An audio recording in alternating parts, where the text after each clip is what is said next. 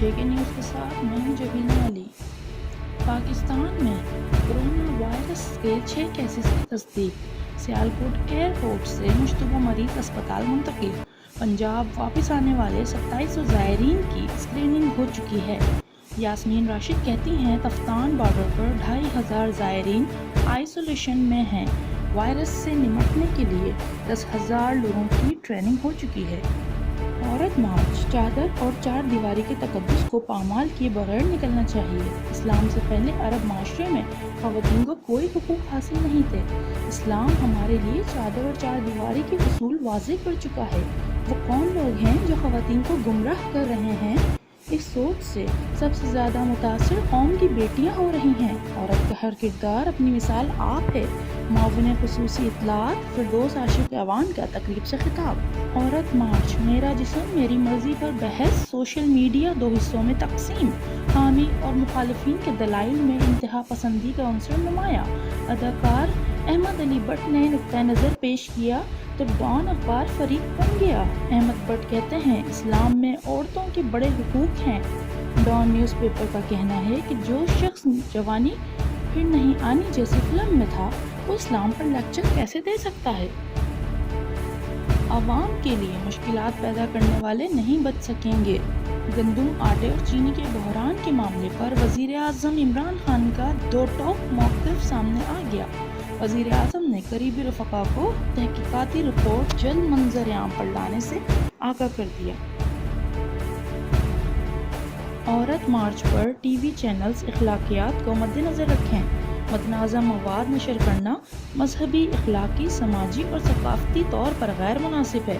پیمرا کی جانب سے تمام چینلز کو غیر اخلاقی بینرز، نعرے اور ڈسکشن نشر کرنے سے اجتناب کی ہدایت۔ پاکستانی فلم اور ڈرامہ انڈسٹری کے معروف اداکار فیروز خان نے شوبز کو خیرباد کہہ دیا۔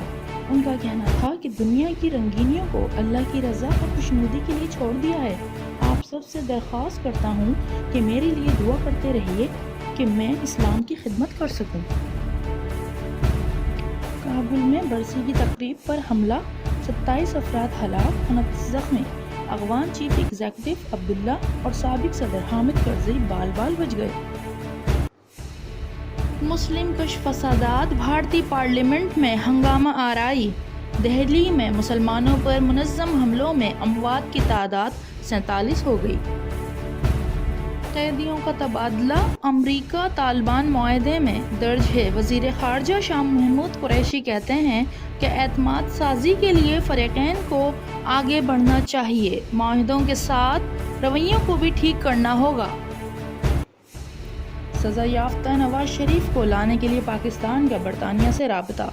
نواز شریف کو بطور مجرم وطن واپس لانے کی تیاری۔ دفتر خارجہ نے بذریعہ خط برطانوی حکومت کو آگاہ کر دیا۔ اب وہ ایک مجرم ہیں، ان کی ضمانت اب ختم ہو چکی، وطن واپس بھیجا جائے تاکہ وہ سزا مکمل کر سکیں۔ پی ٹی آئی رہنما شہباز گل کہتے ہیں نواز شریف کو تفصیلی میڈیکل رپورٹس دینی چاہیے تھیں۔ معاملے پر وفاقی حکومت نے آئینی ذمہ داری پوری کی ہے۔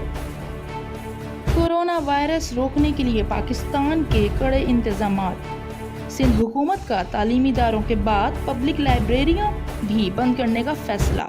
پاک ایران اور پاکستان افغان سرحد بند، لوگوں کی آمد و رفت معطل۔ پاکستان میں اب تک کورونا کے 5 کیس رپورٹ ہو چکے ہیں۔ معاون خصوصی ظفر مرزا کہتے ہیں صورتحال پر کڑی خوفزدہ ہونے کی ضرورت نہیں ہے۔ بھارت میں مسلمانوں کا قتل عام، افغان عوام بھی میدان میں آ گئے۔ کابل میں افغان شہریوں کا بھارت کے خلاف احتجاج، نعرے بازی، مظاہرین کی بھارتی سفارت خانے کے سامنے احتجاج کی کوشش، سیکورٹی فورسز نے سفارت خانے کی طرف جانے سے روک دیا۔